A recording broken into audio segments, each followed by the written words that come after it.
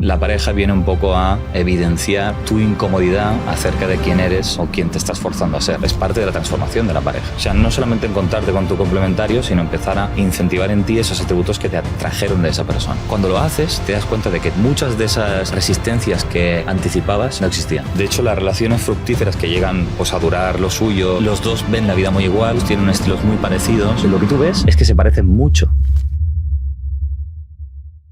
Bueno, David, súper bienvenido. Muchas gracias, Sandra. Antes de nada, hacer una presentación express. Ya lo hemos hecho antes fuera de micro.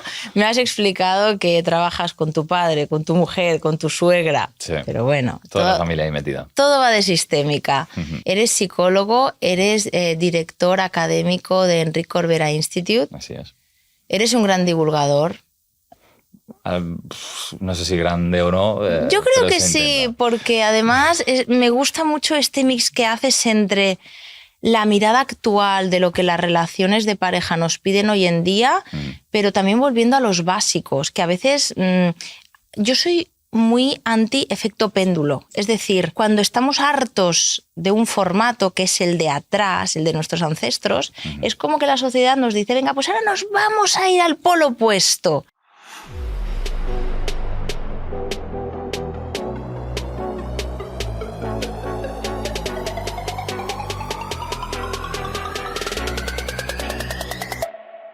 Y se nos va un poco la olla. Entonces, me gusta tu visión, que la vamos a escuchar un poquito más, porque es como que pendulas bastante, ¿no? Es como, ok, me quedo lo bueno de lo antiguo y lo bueno de lo nuevo, y con eso generamos un mix potente, exacto, ¿no? Exacto. Sí, es una buena forma de enfocarlo, básicamente porque el efecto pendular es fruto de, como muy bien has dicho, de tener una visión muy sesgada de un formato de relación, ¿no? E incluso de una generación entera. Como si todo lo que hubiera en un momento dado fuera negativo.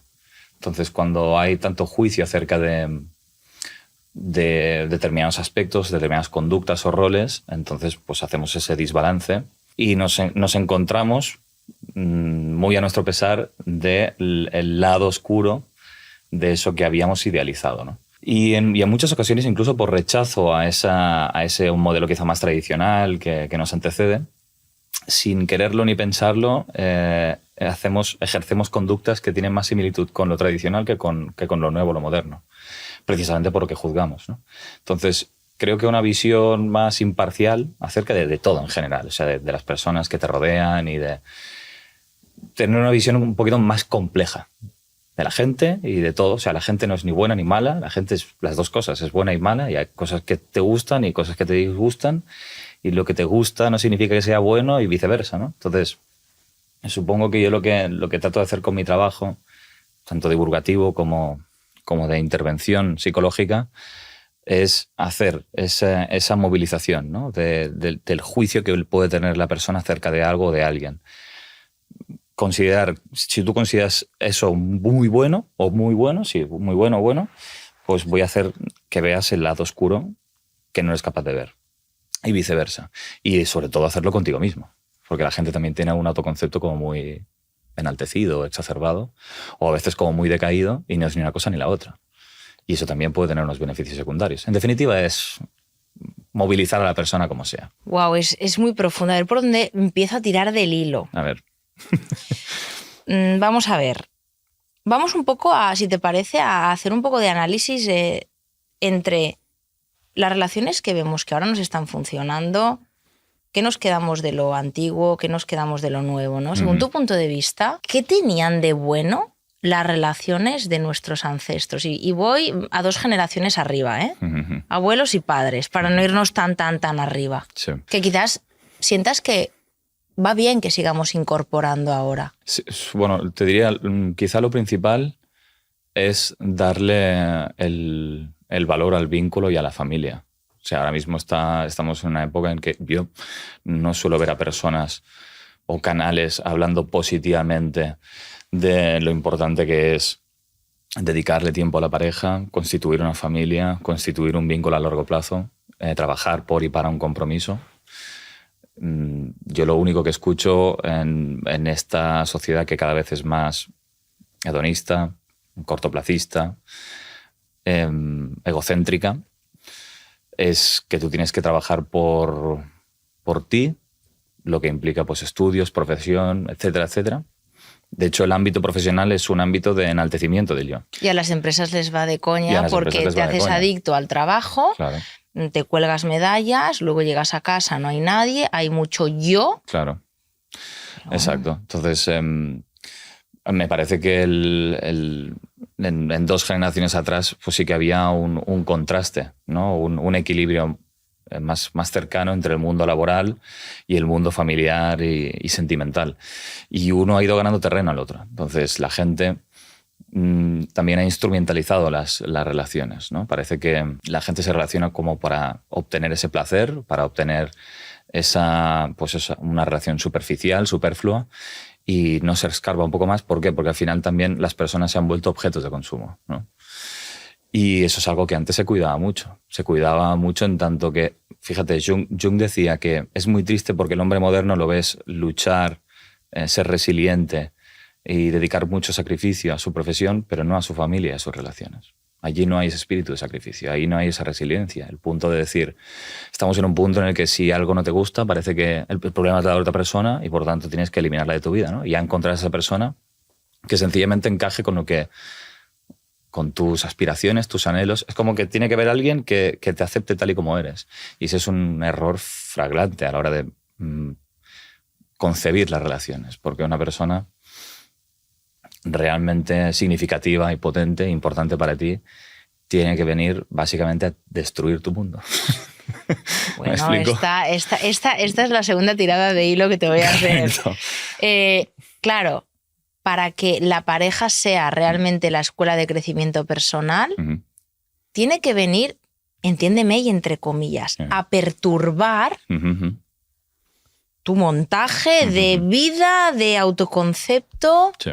¿Te tiene que dar problemas? Yo creo que sí.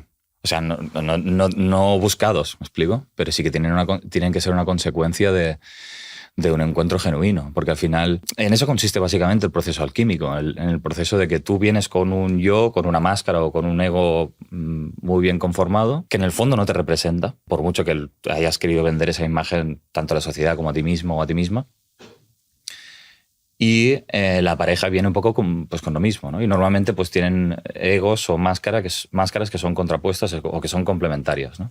Entonces, digamos que uno siempre, aunque no sea muy consciente de eso, uno siempre tiene cierto hartazgo hacia esa forma de ser. ¿Me explico? Es decir, como cuando un traje te queda demasiado pequeño ya, o cuando esa máscara ya empieza a ahogar tu verdadera identidad o tu verdadero rostro, ¿no?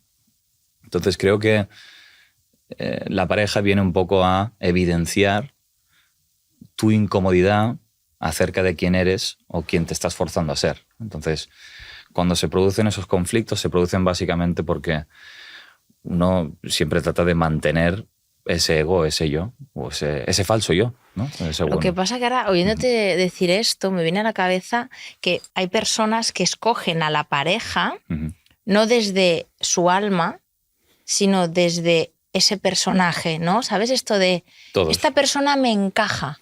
O sea, yo me he hecho una imagen mental de quién iba a ser mi pareja, pues cómo iba a ser físicamente más o menos, cómo iba a vestir, qué estilo de vida tenía que tener, cuál era su personalidad. Sí. Y luego a lo mejor estás durante algunos años, si llega, porque estamos en una era de relaciones muy efímeras, y luego dices, ostras, he descartado a personas cuyo envoltorio no encaja con mi estructura mental, pero igual si hubiera sido libre, ¿no? Claro, pero no puedes. O sea, digamos que todos tomamos la decisión desde ese ego, desde esa máscara, desde ese yo. Todos. Entonces, hacer el ejercicio de si realmente hubiera sido libre o realmente hubiera decidido yo, hubiera decidido otra cosa, eso es parte del camino. Es parte de la transformación de la pareja. De que la pareja que inicialmente te encuentras o inicias sea finalmente la que necesitas y viceversa, ¿no? Entonces, yo te diría que volviendo un poco al punto anterior, ¿no? De qué es lo que podemos rescatar de las generaciones anteriores, es un poco esa actitud hacia el vínculo de saber que eso es lo más significativo y lo más importante para tu vida. Y que cuando aparecen problemas o aparecen conflictos, uno pueda tener cierta actitud autocrítica en lugar de señalar al otro como el culpable de tus males, que es quizá el punto más fácil de, ¿no? La dinámica más fácil de establecer. Mira, yo, por ejemplo, un tipo de parejas que me encuentro muy habitualmente, y tú siendo psicóloga pues probablemente también, y además que trabajas con más mujeres que hombres, que antes también hablábamos, es el perfil de la mujer acorazada, ¿no? El perfil de la mujer acorazada, que es esa mujer que tal vez el Chucho está más cómodo aquí. Esta no está acorazada, ¿eh? Ya lo ves, que no está nada acorazada. La mujer acorazada es aquella que precisamente tiene ese perfil en contraposición a lo tradicional, y precisamente porque ha habido muchas mujeres que han visto a sus madres sufrir sus matrimonios, sus relaciones conyugales, y verse muy atrapadas o encarceladas, ¿no? Por la voluntad o la autoridad de, en este caso, pues un padre o un hombre. Las hijas, para no repetir esa cárcel, pues lo que hacen es enaltecer su mundo profesional, ¿no? Ser una muy buena profesional, ser muy autosuficiente, muy resolutiva, muy capaz. O sea, de hecho son mujeres como muy, muy potentes en muchos sentidos. Pero que claro, eso traducido al mundo de las relaciones, allí tienen que seguir dominando. Sí. Tienen que seguir dominando, y te diré más. Estoy ahora preparándome un episodio para el podcast de estos que grabo yo sola, en el que explico la fobia a los afectos positivos. Es decir, yo me encuentro con un discurso, por una parte, de me apetece una relación de pareja, me apetece que me amen, me apetece que me cuiden, pero luego cuando aparecen ese tipo de personas, esa mujer, vamos a poner como un prototipo, experimenta incluso repulsión. Es como, claro, claro. Este tío, o sea, lo pone muy debajo. Tanto que, claro, ya todavía se engrandece más, y es que es imposible que ese encuentro se dé. Claro. Y de hecho ahí, digamos que, fíjate, ¿no? Volvemos un poco a lo mismo, que ese tipo de mujeres se van a topar con hombres que son pues más sensibles, más empáticos, más cercanos. No tienen probablemente esa determinación y esa fortaleza que a ellas les caracteriza, precisamente porque esos atributos que ese hombre representa son los que ella necesita integrar. O sea, y a fuerza de no integrarlos es lo que termina rechazando de ese hombre y del perfil con el que te topas, ¿no? Precisamente por no incentivar en ti, que esa es la finalidad alquímica del encuentro. O sea, no solamente encontrarte con tu complementario, sino empezar a incentivar en ti esos atributos que te atrajeron de esa persona, ¿no? Entonces, la idea es que tú terminas siendo más como tu pareja y tu pareja más como tú. De hecho, las relaciones fructíferas que llegan pues, a durar lo suyo y tal, pues tú siempre te vas a topar con la típica relación de dos abuelos, que lo que tú ves es que se parecen mucho en términos de personalidad, de estilos de personalidad. ¿Por qué? Porque no siempre es así, pero si se ha producido un proceso alquímico adecuado, ha habido ese cambio, ¿no? Ese cambio de sustancias, ¿no? Ese encaje, ¿no? Y al final los dos ven la vida muy igual, los dos tienen estilos muy parecidos y digamos, para llegar ahí uno tiene que saber eso, ¿no? Que si se produce lo contrario, ¿no? Si tú lo que quieres es buscar un tipo de hombre que encaje con el tipo de mujer que tú eres ahora, siguiendo con el ejemplo y con ese perfil, pues llegará un punto en el que tú empiezas a rechazar a ese hombre, precisamente porque cuando tú te sientas sola, desamparada, necesites ayuda, necesites levantar la mano y decir esto no lo sé hacer, porque siempre llega ese punto, buscarás en ese hombre una fortaleza que has intentado de todas maneras erradicar en él. Y eso va a ser un problema, porque al final la compañía también es de alguien que es capaz de retarte, como decíamos, ¿no? Y una persona que es capaz de retarte es precisamente capaz de hacer eso porque tiene cierto carácter y tiene cierta determinación y fortaleza. Algo que tú no quieres buscar en un hombre porque tienes asociado negativamente con tu pasado, con ese esquema familiar de un hombre autoritario potencialmente dañino para mí. Entonces prefiero buscar a un hombre que no tenga esas connotaciones porque así estoy exenta de peligro. Pero luego sufres otro peligro. ¿Entiendes? Bueno, y además que no te atrae porque te colocas tan arriba que de alguna manera yo siempre veo como estas dos figuras, ¿no? O estoy yo muy arriba teniendo el poder y machacando a otro al que yo considero más débil, o bien me encuentro con hombres que realmente están súper desconectados de los afectos y soy yo la que me coloco debajo. Entonces es como que nunca hay este proceso de vale, ok, claro, pues somos dos personas que más o menos estamos en la misma. Correcto.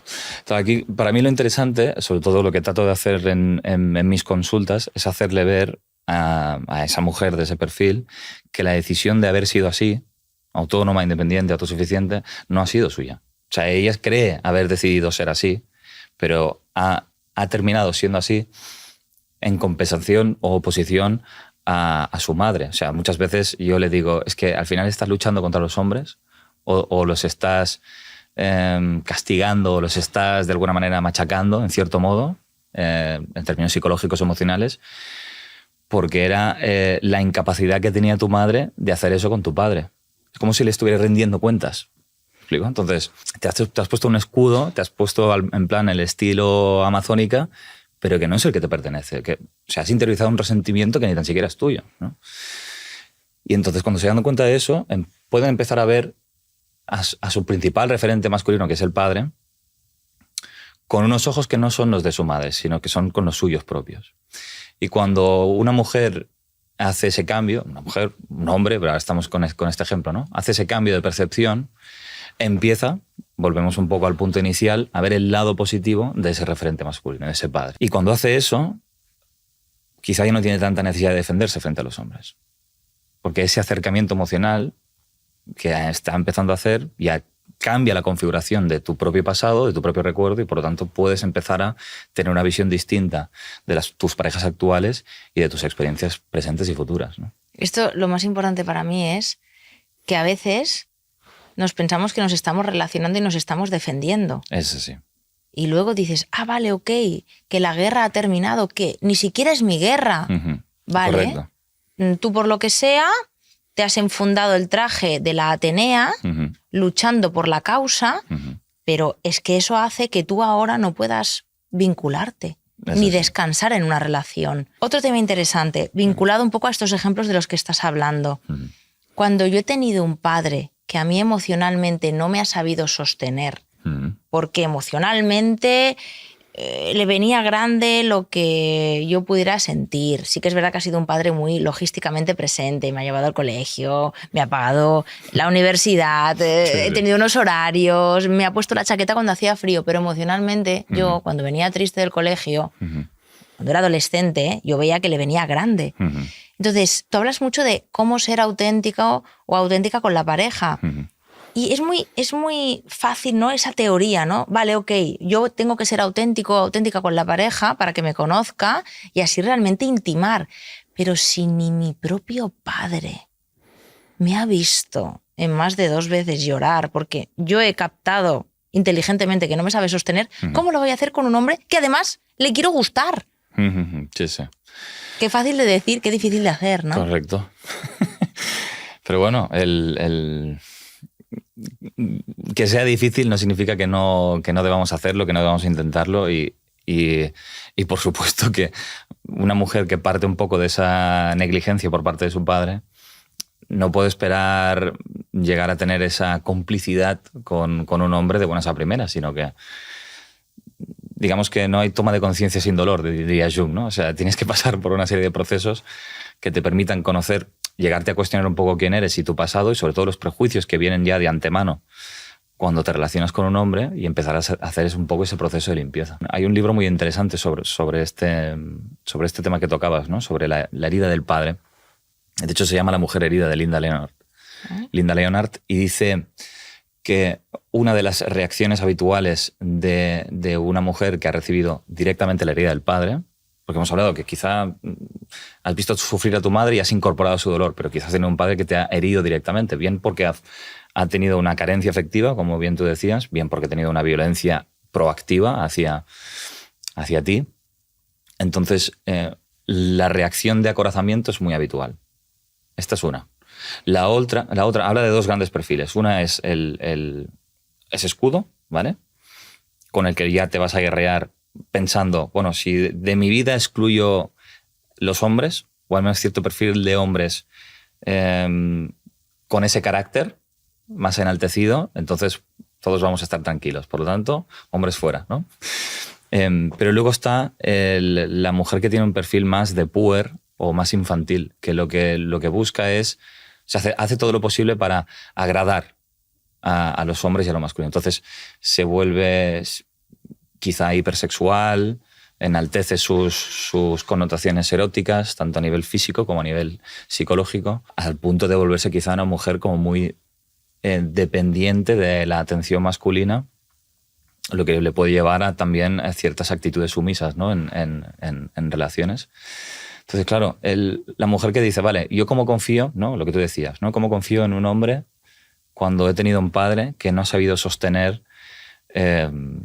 esos estados, para mí, importantes? Lo primero es, yo te diría que la forma, para mí hay una frase que uso mucho, que es que la forma de deshacer una creencia es a través de la experiencia. Es decir, tú tienes que volver a ponerte en ese punto de abrirte emocionalmente pues, a la pareja que tengas en ese momento, si realmente quieres llegar a tener una relación con esa autenticidad.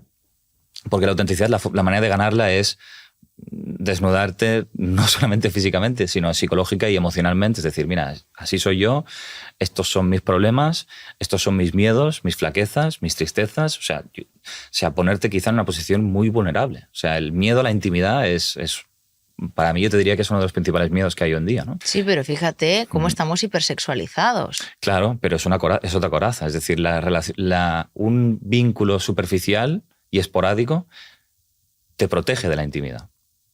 Te protege de que la gente te vea realmente como eres. Y por lo tanto te protege de poder ser transformado. O sea, si no hay intimidad, nadie te cuestiona. Pero si tú te pones en una posición vulnerable frente a la otra persona, solamente vas a conocer a la otra persona en ese momento. Porque si yo estoy a la defensiva o estoy en esa posición altiva y tú no me puedes hacer nada, como no te estoy dando el poder real de poder hacer conmigo lo que realmente quieras, yo no puedo saber tu verdadera voluntad. O sea, cómo eres realmente por dentro. ¿Qué me harías realmente si tuvieras ese poder? Eso da mucho miedo. Solamente lo sabes cuando estás completamente transparente frente al otro, ¿no? Y eso quiere decir que para que se dé una intimidad real y un vínculo real, tienes que saber y sentir que puede ser dañado. Por supuesto. Porque al final lo que buscamos es, quiero una relación, fíjate, no vamos un poco a los mensajes instagrameros, quiero una relación, sí. Quiero que me funcione, quiero una persona presente, pero no me quiero exponer. Sí. Entonces esta trampa es la que todo el rato hace que eso no pase. Claro. Yo siempre pienso, bueno, ¿cuál es la alternativa? Que no te pase nada. O sea, porque yo cuando hablo con la gente prefiere ser herida a ser ignorada. O sea, tú prefieres que te pasen cosas a no sentir nada. O sea, tú quieres que la vida te golpee. Igual que las relaciones. O sea, tú quieres sentirte vivo.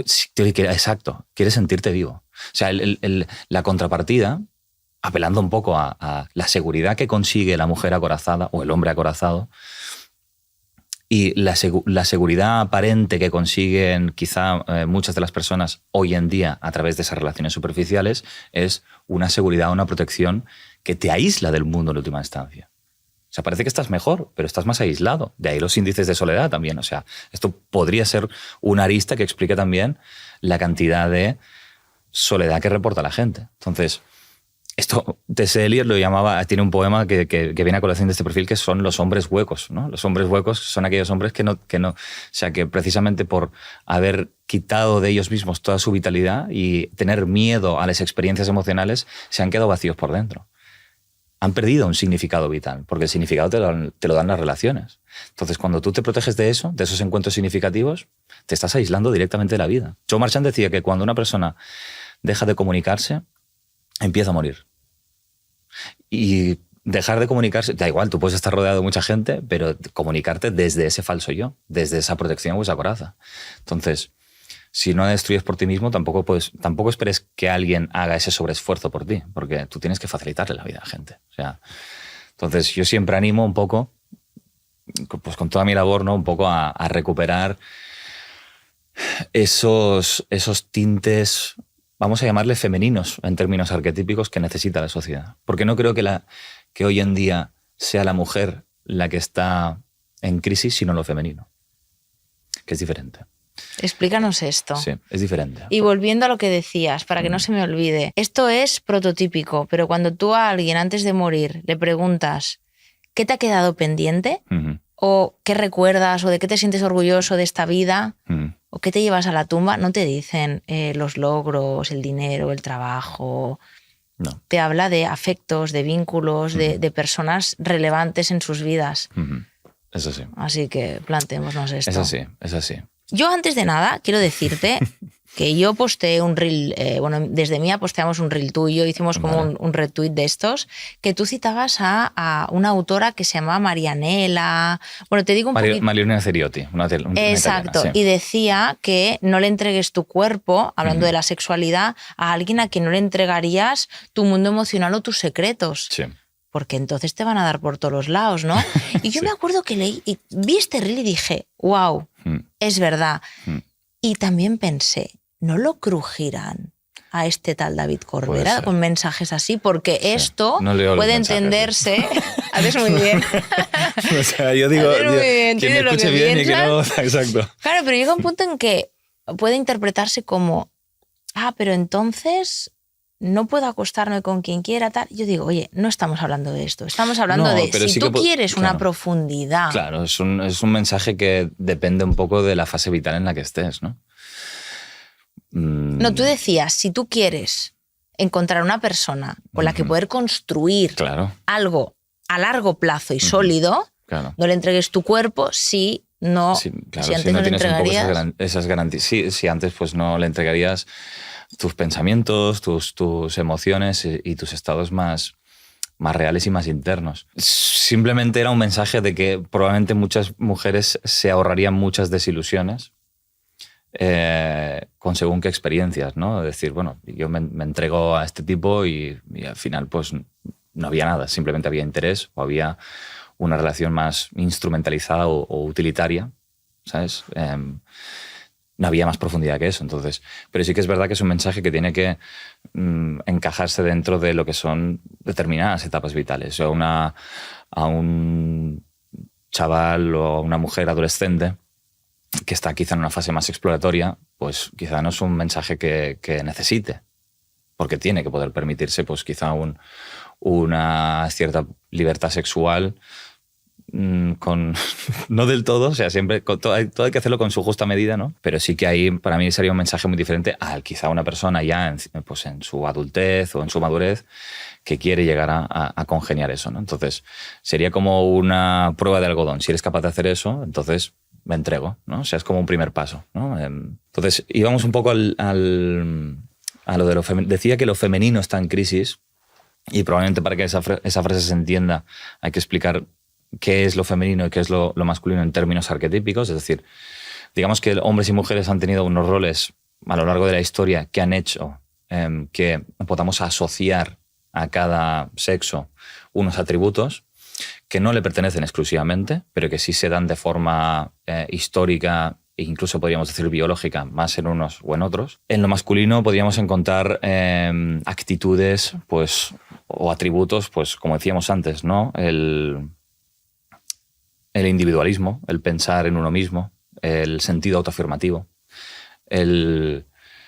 la construcción de límites sanos, ¿no? El defender tus intereses. O sea, todo lo que tiene más que ver con el yo, ¿no? y con el enaltecimiento y la construcción de una identidad fuerte, porque eso también es necesario, ¿no? Sobre todo para enfrentar las vicisitudes del mundo. Yo digo que es como plantar la vara, ¿no? Correcto, ¿no? O sea, hay toda esa parte que tiene más que ver también con la consecución de los logros, con fijarse metas, ¿no? Con querer crecer y con, sobre todo, priorizarte por encima de otras personas. Y también con la acción, ¿verdad? Sí, exacto. O sea, está más enfocado a la acción, mientras que lo femenino está más enfocado a la receptividad o a la recepción, al espacio para el otro, a un sentido más empático y compasivo, más nutritivo, a una fijación no tanto en el resultado, sino más en el proceso, lo cual también te lleva más en el presente, en el aquí y en el ahora, y no tanto en una posición más lineal, ¿no?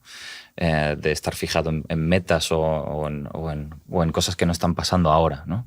Fíjate que el vínculo, lo familiar, lo constitutivo del afecto siempre está aquí y ahora, no está en nuestra cabeza, ¿no? Entonces, creo que la sociedad adolece en un posicionamiento más decantado hacia lo masculino, porque tú ves, por ejemplo, las empresas son espacios de competición, no de colaboración.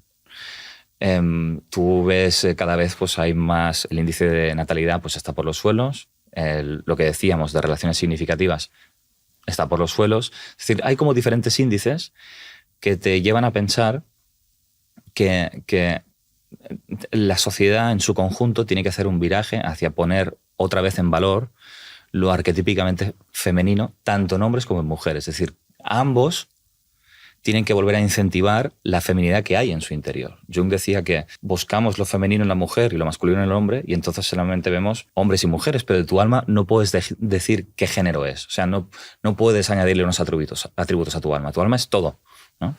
Entonces, creo que ese acercamiento en tanto hombres como mujeres hacia lo femenino es un poco el viaje que todos tenemos que hacer. Porque, sin quererlo, el movimiento feminista ha comprado para la mujer valores que son intrínsecamente masculinos. Y están jugando a ser hombres siendo mujeres, pero ya estamos viendo que tampoco funciona. Porque al final perpetúas una sociedad que no valora la contraparte sexual, ¿no? Lo que está mermando las relaciones, las familias y las estructuras que antaño eran tan resolutivas y funcionaban tan bien, ¿no? Y además es un tipo de mensaje que es agotador.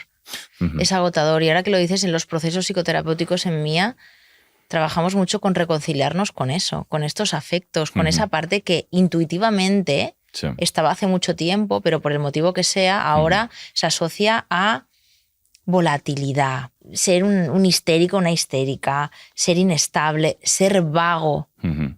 Y hablo de mí. Yo muchas veces no me he permitido descansar porque todo el rato necesitaba estar en proyectos o en cosas. / presente necesito. Pero también es verdad que a veces me gusta el mensaje que das, ¿no? Porque no solamente es un tema individual, sino que a nivel social, la sociedad te empuja y te dice, lo haces bien, sí, no paras, si ganas, si luchas y si eres el mejor. Y eso evidentemente no es compatible con estar en tu casa amamantando y dejando de lado ciertas cosas, ¿no? Claro, por decir algo, de ¿no? Estar perdiendo el tiempo. O incluso te da la sensación de, como decías antes y linkándolo con el mensaje de hace un rato en la charla, yo no quiero ser como mi abuela, porque mi abuela dependía económicamente de mi abuelo, entonces él se le subió a la chepa, yo no quiero eso. Claro. Entonces, claro, ¿cómo se encuentra ese equilibrio? Es decir, según tu punto de vista, ¿cómo podemos colocarnos las mujeres hoy y los hombres? Porque yo siento que estamos muy perdidos. Es decir, vuelvo a repetir lo más importante. La mujer no quiere ser, entre comillas, como su abuela o su madre. Quiere tener fortaleza, independencia emocional y económica. Quiere poder decidir. Eso está genial. Pero a la vez, antropológicamente o a nivel de herencia, muchas veces sigue buscando la fortaleza de un hombre fuerte. Entonces, al hombre le trae más afecto, más entrega, más amor. Lo rechazo, pero a la vez lo quiero, pero a la vez el que está ultra masculinizado no puedo con él porque entonces me recuerda a mi abuelo. ¿Cómo lo hacemos? Vaya Cristo. ¿Cómo salimos del bucle, ¿no? ¿Cómo salimos de ahí? Mira, yo lo que estoy viendo, creo que hay una especie de, que al menos percibo desde mi posición, que hay como un movimiento que trata de retrotraernos al modelo tradicional precisamente por querer poner solución a eso, ¿no? El hombre pues está constituido en términos biológicos para hacer determinadas funciones, la mujer otra. Entonces, volvamos un poco a lo que íbamos, porque ahora estamos muy perdidos, la gente está fatal de la cabeza. Entonces, ¿qué tal si recogemos cable y hacemos como si nada hubiera pasado, ¿no? O sea, creo que hay un poco eso. Y hay muchos jóvenes que están comprando el modelo tradicional de la masculinidad. En tanto yo proveo, pues eso, gano dinero y a ti no te va a faltar de nada mientras tú cuidas lo interior, ¿no? Ojo, no digo que eso no pueda ser un modelo válido para según quién. Lo que no creo en los modelos estáticos de la relación. sea, no creo que un hombre sea feliz haciendo eso 30 años. Y no creo que una mujer sea feliz haciendo eso 30 años. O sea, a ti te van a salir en un momento dado, por mucho que te consideres una mujer tradicional, ciertas aspiraciones hacia fomentar pues un lado, puede ser más artístico, más profesional, no sé. O sea, que no, esos sueños están ahí, no se pueden reprimir, ¿no? O sea, porque yo lo veo como que todos estamos un poco encaminados hacia la plenitud de nuestra personalidad. O sea, la plenitud en tanto yo puedo ser varias cosas a la vez. Yo puedo acudir a todo el espectro de mi personalidad según convenga. No me identifico solamente con un trocito de pastel, sino que soy el círculo entero, ¿no? Y Jung consideraba eso, que la plenitud de la personalidad es precisamente lo que te daba flexibilidad y capacidad de adaptación y podías adaptarte a todas las circunstancias. Que yo sea solamente eso y no pueda ser todo lo demás, me empobrece. Y lo mismo que un hombre tenga que estar todo el día partiéndose el culo trabajando y que no pueda de vez en cuando pues pasar tiempo con su familia, disfrutar de los vínculos con su mujer, con sus hijos. O sea, quiere decir que todos tenemos todas las necesidades, ¿no? Entonces, creo que tener esa mirada hacia la pareja, ¿vale? Tratando de buscar un poco la semilla del cambio, ¿no? De que tú sepas que tienes a una persona enfrente que va a querer un poquito de todo. O sea, que no va a querer instaurarse en un sitio, sino que lo que quiere es explorar todas esas facetas, ¿no? Entonces, tú vas a ser un facilitador de eso. Y si a mí me viene mi mujer y me dice, pues oye, cariño, me apetece, no sé, desarrollarme profesionalmente en este sentido. Perfecto, pues venga, hagamos todo lo posible para que eso sea. Oye, que me apetece buscar la manera de congeniar trabajo, pero pasando más tiempo con los hijos por las tardes, ¿no? Y más tiempo los fines de semana con la familia. Nosotros, venga, pues vamos a trabajar para eso. O sea, quiero decir, saber detectar muy bien cuando el deseo de la otra persona es real y genuino y darle espacio, ¿no? Y cómo yo tengo que modificar ciertas cosas de mí para dar espacio a eso, ¿no? Es la negociación. Antes me mencionabas un poco la posición. Habría como 3 posiciones generales de las relaciones. La tiranía, donde uno domina y el otro es sometido. La sumisión, que sería el polo opuesto. Y luego está la negociación, que es el punto más difícil, ¿no? El punto más difícil en donde yo voy a ir dando espacio a lo que tú necesitas y lo que tú eres, pero sin olvidarme de mí y del momento en el que estoy ahora y de lo que yo necesito. Y ambos tendremos que sacrificar cosas para constituir esa tercera entidad, ¿no? Entonces, que es en nosotros. Claro. Entonces, esto es paciencia, es tiempo, es ahora lo conseguimos y ahora no, y otra vez no, y ahora parece que nos hemos acercado. Y es que es un no parar esto, es un no parar, ¿no? Entonces, yo te diría que como prerequisito para conseguir eso, lo primero es ser muy consciente de que no es algo que se consiga de un día para otro, de que implica mucha fricción y que si se tiene la paciencia suficiente, pues se puede conseguir, ¿no? Y también volvemos a lo mismo, ¿no? Cuando yo muestro ese deseo real de, mira, cariño, quiero enfocarme aquí o quiero hacer esto, ¿cómo lo toma la otra persona, ¿no? Yo creo que lo has explicado muy bien con el tema de las partes. Uh-huh. Creo que antes igual había una persona que solamente desarrollaba un rol, claro, que era una parte, ¿no? Por ejemplo, imagínate que yo me sobreidentifico con la maternidad. Claro, no hay riqueza, ¿no? No hay riqueza. Pero si solamente me identifico ahora con mi mundo profesional, uh-huh, tampoco hay riqueza. Entonces se trata como de permitir que emerjan diferentes partecitas, claro, que hacen que una persona se sienta pues más llena. Correcto. Y también depende del año de tu vida, la etapa de tu vida. Habrá una etapa de tu vida en la que a lo mejor le metes más leña a una parte, uh-huh, luego otro a otra, y no pasa absolutamente nada. Lo importante, claro, el tema de... Podríamos decir, porque hay mucha literatura científica que apoya esto, que al final hablamos de una personalidad cada vez más neurótica o de un orden de integración más pobre cuando es más rígida. Claro. O sea, a mayor rigidez de personalidad, mayor trastorno de personalidad también. Claro, es que la vida te pide flexibilidad. Claro. Lo que pasa que yo veo que nos agarramos, y he hecho varias entrevistas y lo vemos en la terapia, nos sobreidentificamos con una parte y además tú verbalizas, yo soy esto. No, tú no eres esto. Tú eres esto, lo otro y muchísimas más cosas. Lo que pasa que quizás todavía no las has podido poner al servicio de tu vida. Sí. Y eso hace que tu vida se restrinja en cuanto a pues todo lo bueno que te puede pasar. Sí. Para mí llegar a conseguir esa completitud, ¿no? Todo el círculo, implica una reinterpretación, una reconfiguración de la imagen que tú tienes en tu cabeza de tus padres, de ambos. Y fíjate, esto en ambos casos, en la relación con mamá y en la relación con papá, siempre se producen, también va por fases y por momentos, pero se produce un momento de rechazo y lejanía emocional que luego tienes que modificar por una visión más contemplativa, compasiva hacia ellos, ¿no? No sé, por ejemplo, ¿vale? Por aterrizarlo en un ejemplo también y que se entienda, ¿no? Tú puedes haber rechazado a tu madre porque era alguien muy dependiente, porque era alguien que tenía muchas alteraciones emocionales, la podías ver muy, muy depresiva o muy ansiosa o muy incapaz de sobrellevar su vida, ¿no? Etcétera. Entonces, tú rechazas eso, ¿vale? Entonces te alejas y ese alejamiento es el que te permite construir esa mujer con esos rasgos del que hablábamos. Lo cual es muy loable y muy bueno, porque al final ese odio o ese resentimiento es el que te permite constituirte a ti como mujer con tu propio sistema de pensamiento y tu propio sistema de creencias, alejado de lo que ya es. Aunque sea por compensación, al menos es un movimiento, ¿vale? Pero para tú poder rescatar esos aspectos de la personalidad que te han faltado y volver a completar el círculo, tú tienes que ver el lado positivo de lo que es tu madre. ¿Qué hay de positivo en estar como ella estaba? ¿Qué hay de positivo en esa alteración emocional que tenía, en esa depresión que tenía, en esa dependencia que tenía?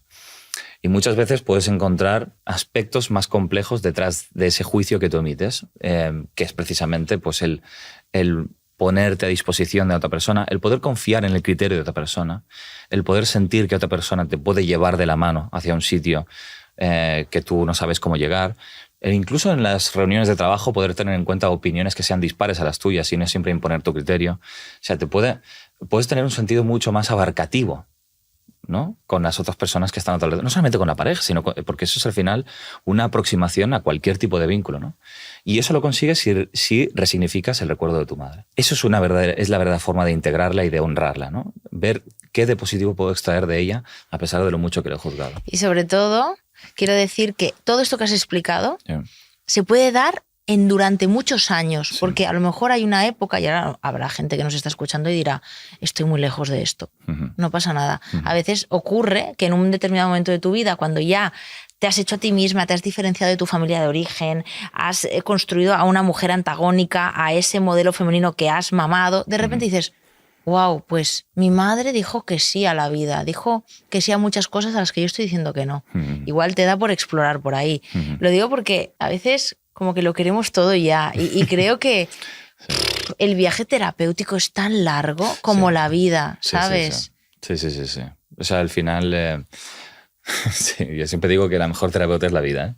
Y siempre te trae las experiencias que tú necesitas para rendirte a veces, ¿sabes? Para dejar de intentar hacerlo todo desde el mismo lugar. De hecho creo que cuando nos relacionamos desde ese falso yo, desde esa máscara, todo lo que construimos es en cierto modo falso. Hasta las propias relaciones. ¿No? Por eso cuando llega la crisis de la mediana edad, a los 40, 45... ¿Eso siempre llega? Siempre llega. ¿Y cómo es esa crisis? Pues la crisis puede tomar forma de divorcio, despido, enfermedades, crisis de múltiples tipos. Creo que es una evidencia de lo mucho que esa persona ha tratado de gestionar su mundo desde esa falsa identidad. Y creo que precisamente el mundo se desmorona como reflejo de su hartazgo, de empezar a ser así. Entonces viene la vida y te destruye todo lo que hayas construido. Pero hay mucho amor detrás de ese acto de destrucción, porque si realmente siguieras por ese camino, eso sí que acabaría contigo. Pero digamos que la vida despoja todo lo que tú habías efectivamente construido para hacer un reconocimiento, ¿no? Un acto de sinceridad de decir, todo eso no era yo. Yo soy otra persona, yo tengo otra forma de proceder y otra forma de acercarme a la gente y estoy deseando hacerlo, ¿no? Entonces ya no quiero protegerme más. Y lamentablemente las personas un poco actuamos... Todos los que tengan 40, 45, claro, ya sabéis. Es así. O sea, actuamos cuando estamos al borde del precipicio. Es un poco así, ¿no? Así es el ser humano. O sea, la gente a veces tiene que estar peor para mejorar. El dolor es el motor de cambio número 1. Si no hay dolor, no hay motor de cambio. Vale, temazo número 328. A ver. De la familia de origen pasamos a la familia constituida. ¿Qué ocurre? Que a veces hay una resistencia a yo soltar a ese niño o esa niña, ¿no? Es como si de repente formar de verdad una pareja y crear mi propia familia implica decir realmente adiós a esa familia constituida, a pesar de que sigan siendo mi padre, mi madre, mis abuelos, pero es como ese yo que era niño, me voy a despedir de él, porque voy a pasar yo a ser el adulto. Entonces, poco se habla de este tema y creo que hay muchas resistencias, y sí que es verdad que construimos una vida de adultos. Tenemos una casa de adultos, tenemos un trabajo de adultos, tenemos un aspecto de adultos, pero a veces hay como esa resistencia, ¿no? a ser los adultos de la familia constituida. ¿Te vienen casos de este estilo? Sí, claro. Otra cosa es que se sepa. A ver, o sea, lo que te viene es, seguramente, no llega la pareja o no acabo de... No, pero hay muchos... Mira, mi hijo tiene este problema. Mi hijo, yo qué sé, o sea, consultas directamente por los hijos, por problemas que tienen ellos directamente, a nivel de conducta, a nivel de relaciones con sus pares, lo que siempre volvemos a lo mismo, ¿no? Yo al final trabajo con el adulto para que haya un efecto positivo sobre su descendencia, ¿no? Tú decías que el paso para constituir tu propia familia separada de la familia de origen implica dejar atrás un poco, pero claro, no es categórico, no es que lo hagas y ya está, ¿no? Y por haberlo hecho esos fantasmas desaparecen, sino que... O sea, es que te los vas a comer de la peor de las maneras. Por ejemplo, tú puedes tener a tu hijo que es incapaz de relacionarse con la gente de su clase, es muy inseguro, falto de autoestima, muy dependiente del criterio de un adulto y está muy cerca tuyo siempre, buscando tu aprobación, lo que sea. Estoy pensando en un caso. Y entonces tú te das cuenta de que como padre... habías asumido el estar todo lo presente que el tuyo no estuvo. Y dices, joder, o sea, he caído quizá en ciertas nociones de sobreprotección o de dependencia, no solamente de mi hijo conmigo, sino de yo con mi hijo, porque al final el afecto no recibido del padre lo puedes obtener con los hijos, ¿no? Entonces, yo le hago compañía a él, pero él a mí, ¿no? Entonces hay una relación ahí enquistada precisamente por considerar que tú puedes proporcionarle todo aquello que tu padre no te proporciona. Volvemos a lo mismo. Me toca redefinir mi recuerdo de papá. Y me toca redefinir que quizás su abandono, su negligencia, su no estar puede ser positivo para mí ahora en su justa medida. Quizá ahora dosificar un distanciamiento emocional le va a permitir a mi hijo tener su propio criterio, empezar a sumar resiliencia, capacidad de afrontar el mundo por su propia cuenta. Y eso no se consigue con afecto, sino con distancia. Pero si yo juzgo el abandono, juzgo la distancia y por lo tanto no lo puedo ejercer. Entonces, a veces voy un poco a lo mismo. La vida te obliga a modificar tu forma de ser tocando donde más duele. Y a veces toca por los hijos. Y ahora otro ejemplo, volviendo un poco a la pregunta que te hacía también. Sí. ¿Qué pasa si interiormente hay un temor a abandonar el nido si yo me vinculo en pareja? Imagínate que ni siquiera tengo pareja. Es decir, es que yo, si ahora mismo encuentro a una persona a mi altura con la que poder construir, con la que hacer mi vida, sí, que ese vínculo sea más importante que los anteriores, sí, yo tengo la sensación de que estoy abandonando algo. Por supuesto, tú y todos. Claro, es el precio a pagar, claro. Este es el complejo del Peter Pan, ¿no? Realmente. Sí, es el precio a pagar. El precio a pagar. Peter Pan busca a una Wendy, es decir, a una mujer maternal, porque Peter Pan ya está casado, estaba casado con su madre. ¿Con qué madre?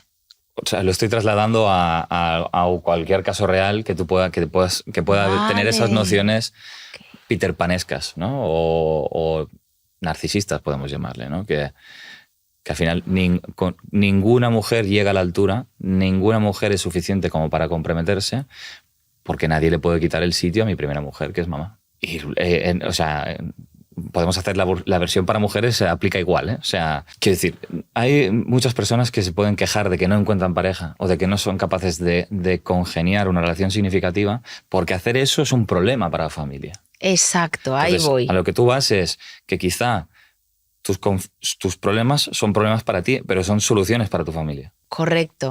O sea, lo que quiero es que se entienda el síntoma. O sea, el síntoma tiene una función ahí. Si yo realmente cojo y me emancipo de verdad emocionalmente, escogiendo a alguien para que sea mi compañero, mi compañera de vida, y eso quiere decir que esa figura va a ser la más importante, más allá de mis hermanos, mis padres o mis abuelos, yo igual tengo la sensación de que estoy abandonando a alguien. Sí, es que lo estás haciendo. O sea, lo que estás haciendo es dejar de cumplir un rol. Fíjate, o sea, yo qué sé, una mujer puede decir eso, ¿no? Todas las relaciones son fallidas, no consigo comprometerme, no me duran más de 6 meses, o de 1 año, o de 2. O sea, al final, fíjate que muchas veces cuando las parejas están en crisis, o hay un conflicto o hay una falta de entendimiento, muchos lo que hacen es regresar a su lugar de origen o acentúan las llamaditas con papá o con mamá. Es decir, las cadenas se hacen más estrechas respecto al lugar de origen, lo cual es síntoma de una relación poco madura.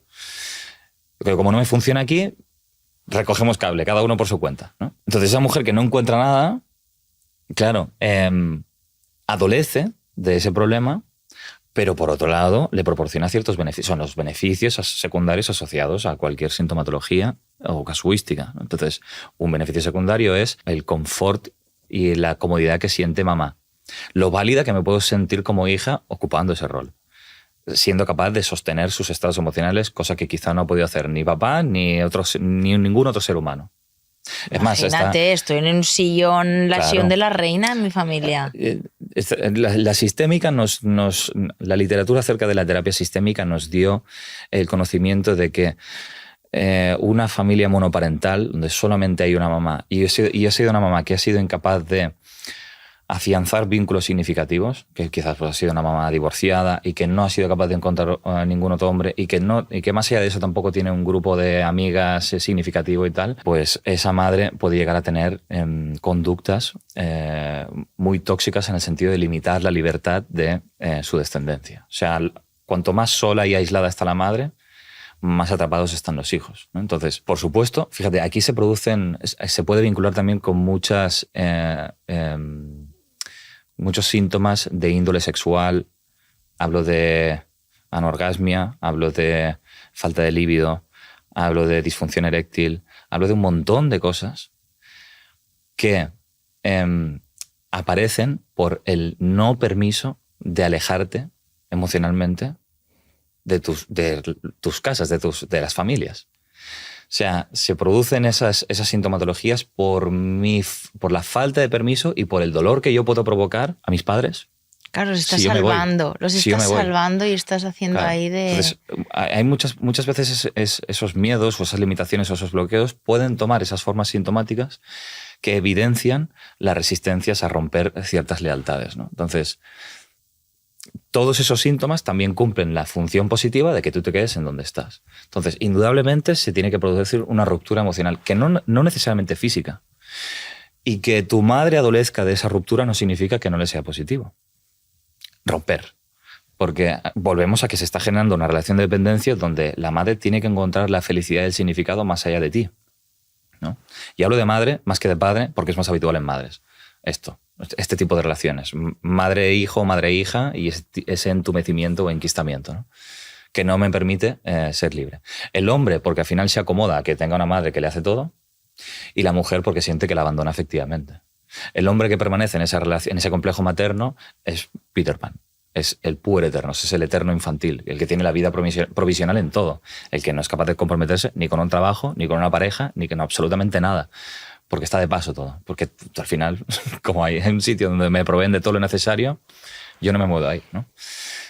Y precisamente como hay una relación que me sitúa a mí en una especie de tarima psicológica o en una especie de altar, yo trato a la gente no como personas, sino como cosas que están al servicio de mis necesidades y de lo que yo necesite en cada momento. La mujer traduce esa relación de manera distinta. Lo que suele pasar es que mimetiza ese sentido maternal de la madre, cuando hay una estrechez tan cercana. Y entonces ella también, igual que su madre, es muy de anteponer las necesidades de los demás a las suyas propias, de ser alguien con mucha conveniencia social, siempre pensando en el otro y en la comodidad, evadiendo el conflicto, no diciendo lo que piensa, un montón de cosas, ¿no? Entonces, claro, despertar el monstruo interior es hacer justamente lo contrario para esa mujer. Que es, bueno, ahora voy a empezar a decir lo que pienso, ¿sabes? Ahora voy a empezar a despertar al minotauro, ¿no? Que hay dentro del laberinto. Yo veo que hay muchas personas que se refugian en que esto es lo que les ha tocado y en realidad es mucho más fácil cuidar del otro que coger y decir, ahora me toca a mí, voy a ocuparme de mí, voy a ver qué hago con mi vida, cómo construyo mi hogar, mi destino, mi todo, ¿no? Y esto es un trabajazo. Sí. Yo te diría que al final una persona puede sentir mucho miedo, fíjate, puede sentir que si realmente congenia una relación de pareja, puede desilusionar a su madre, a su padre, puede provocar heridas, puede provocar resentimientos, puede provocar discusiones, más o menos invisibles, porque al final no tiene que ser muy explícito esto. Y ni siquiera a lo mejor el padre o la madre explícitamente se enfada contigo, correcto, es más una culpa que tú arrastras interna. Sí. Pero eso, fíjate, la culpa interna siempre se tiene que manifestar de alguna manera, en alguien que parece que te impide hacerlo. Y esto, y a veces puede ser algo tan sutil como que tú le estás compartiendo a tu madre que has conocido a alguien y tu madre cambia de tema. No te ha dicho nada, pero ya te está diciendo, no hablemos de esto, ¿sabes? Claro, tampoco la puedes acusar porque no ha dicho nada explícitamente, pero ya te la ha metido sin que te des cuenta. Sí, ¿sabes? Eso en el ambiente lo estás oliendo. lo estás oliendo. ¿Sabes? Pero a donde voy es que tú puedes sentir todas esas resistencias, ¿no? Joseph Campbell lo llamaría los guardianes del umbral, las resistencias que aparecen cuando tú quieres adentrarte al mundo especial o a lo desconocido, ¿no? Como puede ser la constitución de una relación de pareja, porque hasta ahora todo ha sido fracasos, ¿no? Entonces, todas esas resistencias solamente son un reflejo de tu miedo a hacer eso. O sea, en el momento que tú decides a tomar por culo, ¿vale? Hablando en plata, dices, ya está, o sea, es mi miedo realmente a confiar, a abrirme, a formalizar algo significativo, a despojarme de todas esas corazas y escudos, a realmente querer a alguien lo suficientemente importante como para que me transforme internamente y yo sea capaz también de hacer eso ¿sabes? Y de que esa persona pueda apoyarse en mí en los momentos que necesite, o sea, que hay esa complicidad. Ya está, me quito los miedos de en medio, o lo hago a pesar de lo que pueda sentir, pero lo hago. Cuando lo haces, te das cuenta de que muchas de esas resistencias que anticipabas no existían. Bueno, de hecho es que no existían. Cuando tú estás en depende de qué momento vital, las oportunidades aparecen. Y antes estaban, pero bueno, no sé de qué manera, pues las obviabas o lo que te justificabas o te escondías, pero cuando... O no las veías, porque te parecía que ni se te ocurría ni se te pasaba por la cabeza que esa persona pudiera ser para ti. Y aparte, también es cierto que hay mucha gente, fíjate que cuando tú empiezas a tener una vida más en sintonía con quien realmente eres, la gente está mejor. O sea, la gente está mejor cuando tú estás mejor, porque el mundo no necesita gente que se sacrifique o se entregue por los demás. El mundo necesita gente que sea feliz y que viva la vida que desea vivir, nada más, ¿no? Nietzsche decía, vive de tal modo que quieras volver a vivir, ¿no? Apelando a su eterno retorno. O sea, si tuvieras que volver a vivir la vida que te ha tocado, ¿la volverías a vivir? ¿No? Era un poco eso, ¿no? Esa reflexión. Entonces, muchas veces parece que la vida nos pide, pues eso, ¿no? Haz el bien... trata de mejorar el mundo, trata de mejorar tu círculo, y esto te puede poner en un punto de sacrificio que en realidad te merma a ti porque no sabes quién eres y no has constituido tu identidad y la vida que realmente quieres tener, y merma a los demás porque el sacrificio no lo haces desde tu verdadera identidad, sino que lo haces impuesto por el mandato de quien sea o por cuestiones culturales o por o por miedos.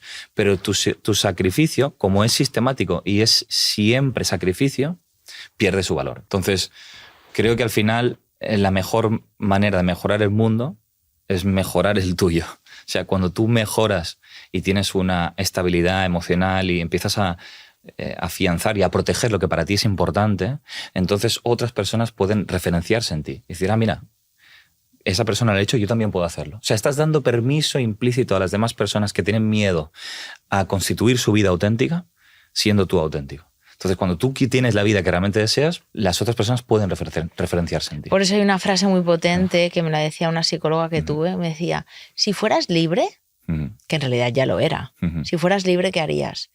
Y cuando tú haces esta pregunta a las personas, normalmente te dicen cosas que no están tan lejos de poderlas hacer. Simplemente es que tú te des el permiso. Exacto. David, podríamos estar hablando una hora más. Me han quedado preguntas, pero yo creo que por hoy cerramos el capítulo. Muy bien. Ha sido un Mil placer. gracias, de verdad, por tu presencia. Ha sido un placer, Sandra. Muchas gracias.